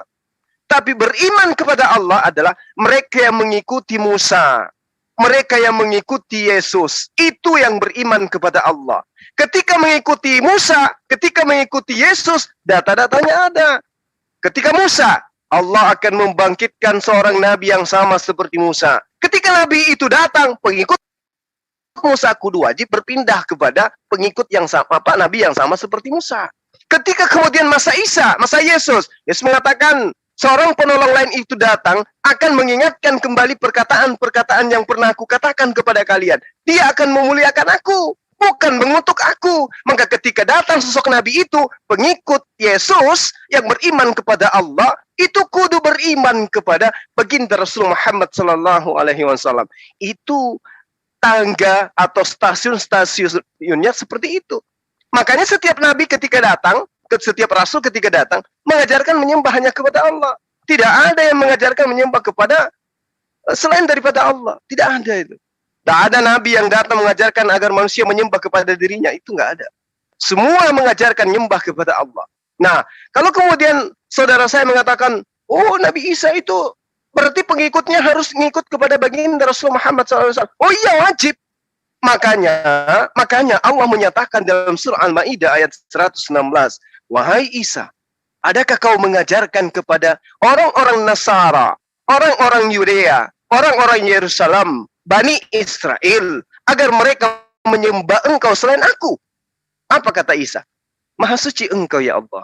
Aku tidak akan mengatakan apa yang bukan hakku yang untuk aku katakan. Aku mengajarkan kepada mereka agar hanya menyembah kepada engkau. Itu datanya ada di dalam surah Al-Maidah ayat 17. Ma qultu lahum illa ma amartani bi ani abudullah rabbi wa rabbakum. Aku hanya mengajarkan kepada mereka sembah Allah, Tuhanku dan Tuhanmu. Nah, yang mengikuti instruksi Yesus untuk menyembah hanya kepada Allah, inilah yang diterangkan di dalam Al-Quran. Innalladzina amanu walladzina hadu wan nasara wassabiina man amana billah. Itu yang diinstruksikan dalam Al-Quran. Indikasinya jelas.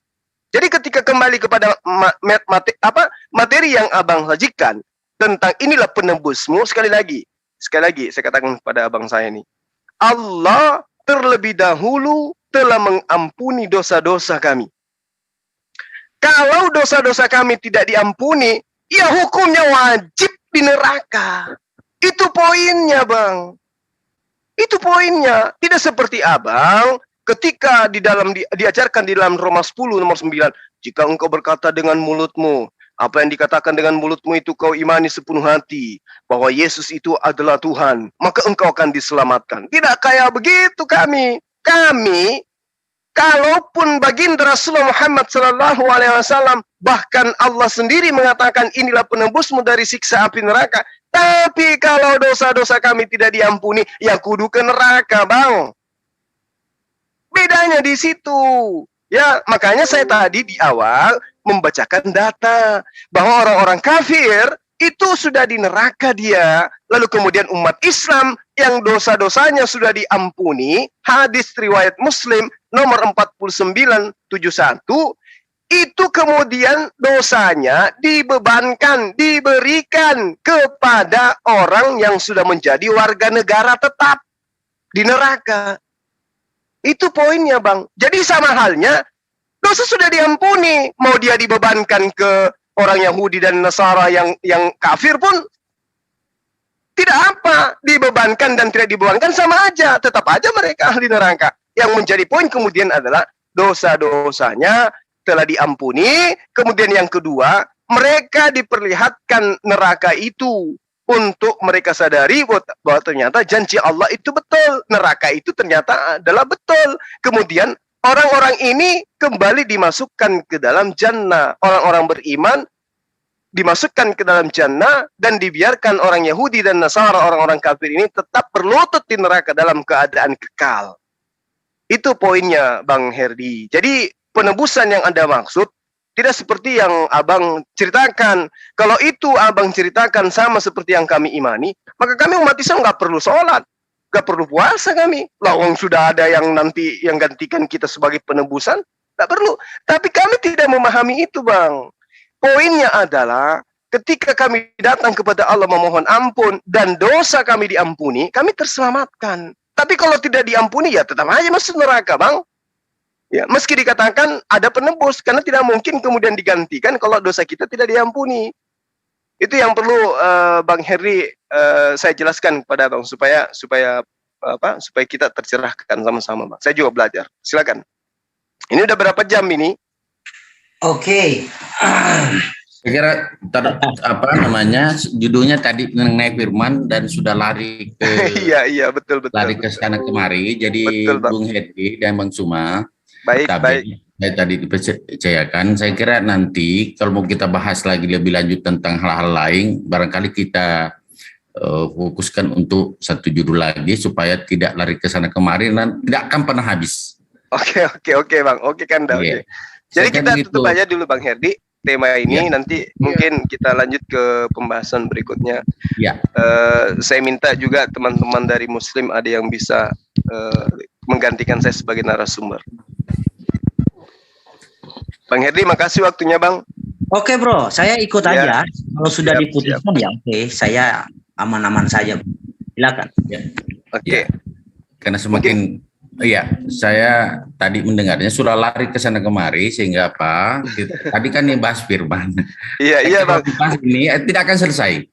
Makanya kesempatan berikut kita ambil satu tema lagi, kemudian kita bahas secara tuntas sehingga ada poin yang kita bisa tangkap begitu, baik untuk Bang Herdi dan netizen dan untuk umat Islam juga netizen di luar. Begitu barangkali Dinda, Bang Suma. Iya, karena sekalian juga di sini teman-teman kita banyak narasumber lain, mungkin Bang Herdi kangen sama mereka. Jadi saya tutup dulu di channel saya.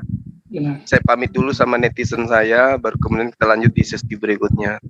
Oke, sahabat-sahabat sekalian, saya dan Bang Herdi memohon maaf oleh karena tema yang kami usung ternyata sudah jauh ya. Itu karena keasikan kita berdialog, yang pada intinya saya pribadi mencoba untuk memberikan yang terbaik yang saya punya di dalam berdialog, begitu juga Bang Herdi.